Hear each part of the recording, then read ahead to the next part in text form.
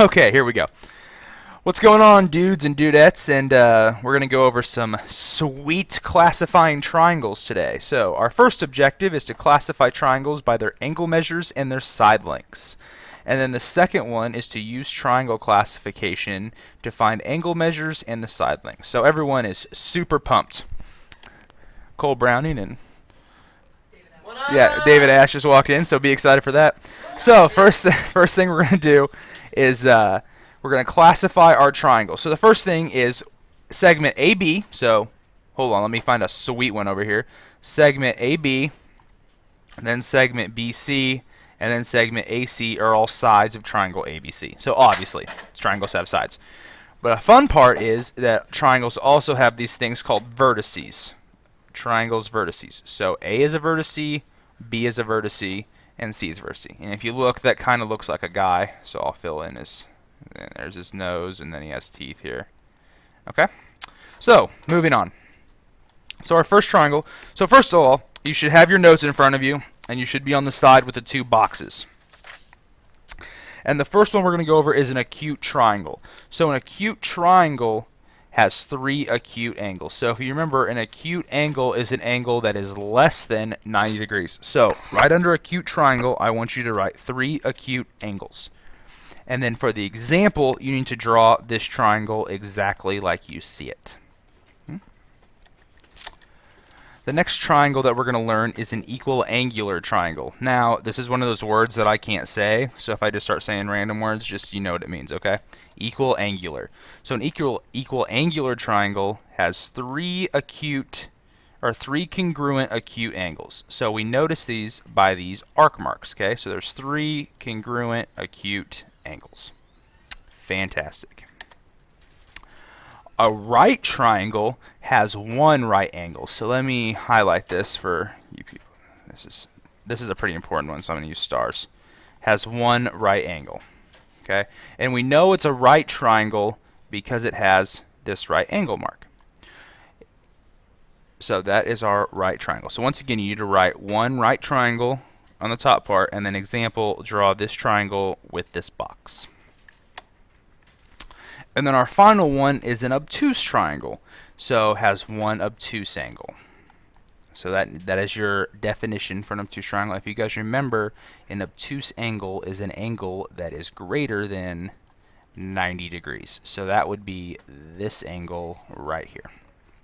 And once a triangle has, so this triangle, if we look at it, has two acute angles.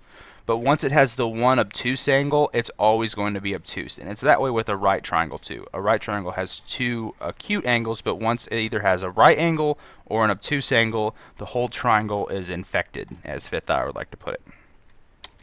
Okay, so now those were how to classify triangles by angles. Now we're going to move into how to classify our triangles by side lengths. So this triangle is called an equilateral triangle. So once again, if you remember, these are called tick marks, and they show that each side of this triangle is congruent, which means it has the same length. So for your definition, you write three congruent sides. So I'll circle that for you guys that don't understand that. And then draw this triangle. However, make sure to draw your tick marks. That shows that those three sides are congruent.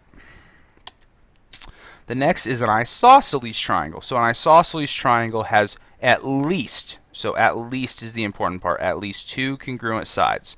So let's do some more fun colors here. Two congruent sides. So it doesn't matter how many tick marks it has. It could have up to like a billion. I mean, you don't need to have it. As long as it has the same amount of tick marks on each side, you know they're congruent. So make sure when you draw this picture to have the same amount of tick marks on both of these two sides. And our final triangle that we're going to classify by side lengths is called a scalene triangle. So this is important because it has no congruent sides. No, let me circle that. Congruent sides. I lost my C there, but it's okay. So the way to show this is, one, we could either label these with different lengths. We can visually see that it's not the same, but then if we want to label it, that is one tick mark, that is two tick marks, and this is three tick marks. We know those are three different sides. So go ahead and write no congruent sides as your definition, and then the three different size lengths. And then flip your paper over. So remember, when you look at a figure, you cannot, keyword here, cannot assume segments are congruent based on appearance. They must be marked as congruents. Like I've said in class many times, the reason I know that you cannot just simply look at the image is because I make them and I don't really care that much. So, oopsie. Okay, backspace there. So, we're going to go over 1 through 3 and then 7a, and then you are required to do 4, 5, and 6, and then b. So let's look first. Let me get my pen ready to go here. So let's look at 1, 2, and 3. So our first angle, okay, so our first triangle that we're going to look at is triangle MNQ.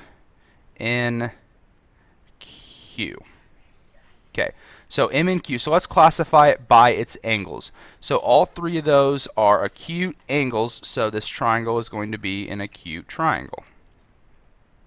Now let's try to label the triangle by its sides. So we notice a 6, a 6, and a 6. That seems lucky, especially for Halloween coming up. So this is called a equilateral triangle. Now, I can't spell this word, and this is kind of hard to write on, so just kind of stick with me. Equilateral. There we go. Equilateral. And then I got it, kind of went up there. So, equilateral triangle. So, take a second to write that down, and then we'll get erasing. Hope you had it down. If not, rewind. That's the greatness of the internet. So, boop. Oh, let's do that one. Okay. So our next triangle is NQP. So this small triangle over here, NQP. So the first thing we need to do is classify the triangle by its angle. So this angle is 20, which is acute. This is 40, which is acute, but this final angle is 120. And like I said, once you have one obtuse angle in a triangle, the whole triangle is going to be obtuse. So the triangle by its angles is obtuse. So now let's look at the side lengths. So we have a side length of 8.1, one of 6, one of 3.2. So those are all different. So this triangle labeled by its side lengths is going to be scalene. Okay. So 3 different side lengths is called a scalene angle. So let me get all that erased for you. And then finally, triangle MNP. So the whole big triangle, MNP. So first of all 3 of those look to be acute. So this would be an acute triangle. And then let's look at the side lengths. We have one of 6, one of 8.1, and one of 9.2. So 3 different sides. So this would once again be a scalene triangle. So there's a huge difference between labeling triangles by its angles and then labeling by its sides. So just make sure you know, and those are separated by the comma. So once again, you are responsible for 4, 5, and 6. So just, do your best to solve them. Okay? Now let's go ahead and get all this erased. And then let's do our final one down here. So find the side lengths of a triangle. So if you guys remember, these tick marks here mean congruence. So if I know that these 2 sides are equal, well, let's just set them equal. We don't know anything about this side yet, okay?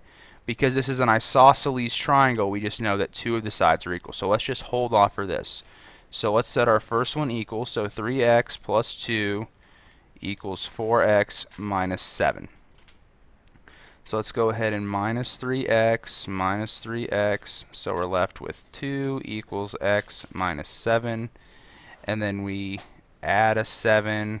I'm getting into this whole stuff here. So 2 plus 7 is 9 equals x. So x equals... Whoa! All of a sudden the answer popped up here. I don't know what's going on. Let me get that erased here. So, will you wild animals keep it down back there? So x equals 9. So now we're going to plug that into our side length. So let me get my pin going here. So x equals 9. So this side length is 3 times 9 plus 2 equals, so 3 times 9 is 27 plus 2 is 29. So our side length is 29.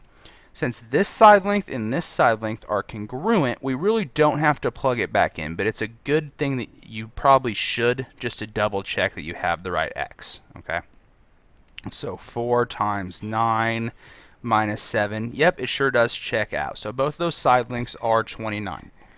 And then finally, let's plug 9 into our bottom. So 2 times 9 plus 5, so 18 plus 5 equals 23. So our 3 side lengths, both of them are the same, which they should be because they have to be because it's an isosceles triangle. And then our final side length is 23. So there are all the answers in case you couldn't read my writing or want them, make them nice and pretty. Your homework is page 219, 12 through 19, 23 through 29, 34 through 37, and 52 through 58. You hear this background noise? Okay, so once again, have a happy Halloween, and I hope you had fun with all of our triangle.